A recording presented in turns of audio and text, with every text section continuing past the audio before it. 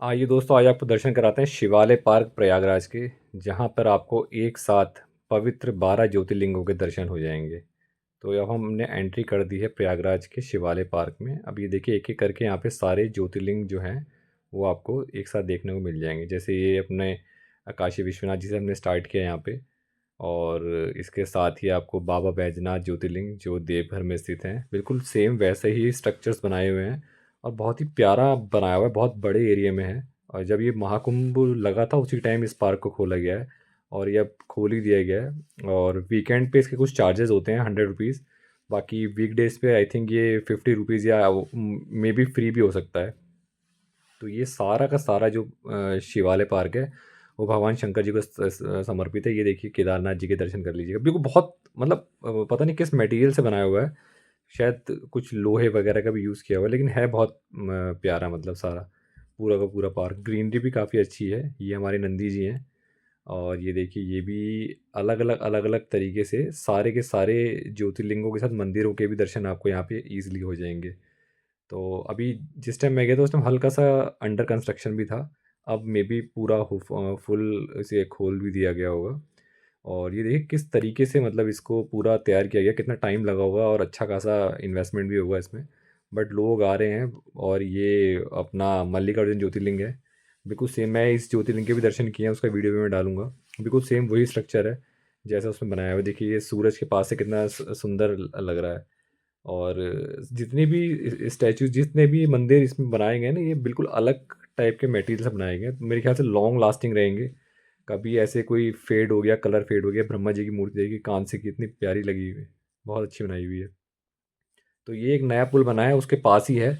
आपको कोई भी इजीली बता देगा वहाँ से कि किस तरीके से आपको शिवालय पार्क तक पहुँचना है। एक बार अगर प्रयागराज आएँ तो यहाँ पे ज़रूर जाएँ। बहुत बहुत सुंदर स्ट्रक्चर्स हैं सारे के सारे इस पार्क में। और ये जिसने नहीं भी देखे होंगे 12 ज्योतिर्लिंग, वो एटलीस्ट यहाँ पे उनके स्ट्रक्चर्स को तो देख ही सकता है कि किस हिसाब से हैं। और एक अपना वीकेंड वगैरह पे कभी कोई जाए तो जैसे उसका आसपास का अट्रैक्शन है आलोपी माता का मंदिर, आप सबको पता ही होगा, 18 महाशक्ति पीठों में से एक है, जो आदि शंकराचार्य जी द्वारा स्थापित है। वो तो वहाँ का मेन अट्रैक्शन है ही। साथ में अब ये भी एक ऐड हो गया पास में विंध्याचल, जहाँ पर आप इजीली जा सकते हैं 70 to 80 किलोमीटर्स मिर्ज़ापुर में।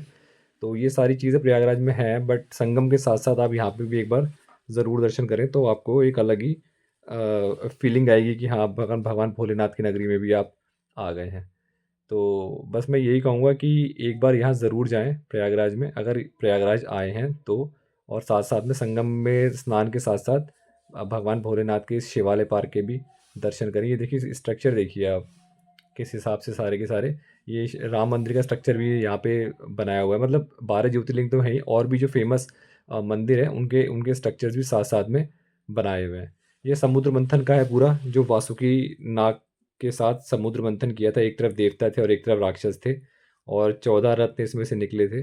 तो उसका भी पूरा वर्णन किया हुआ है। ये कछुआ है, उसके ऊपर हाथी जी की एक स्टैचूज़ यहाँ पर रखी हुई हैं। ये इसका एंट्री पॉइंट ही है, मैंने एंड में डाला है कि किस तरीके से सारा का सारा ये बनाया हुआ है।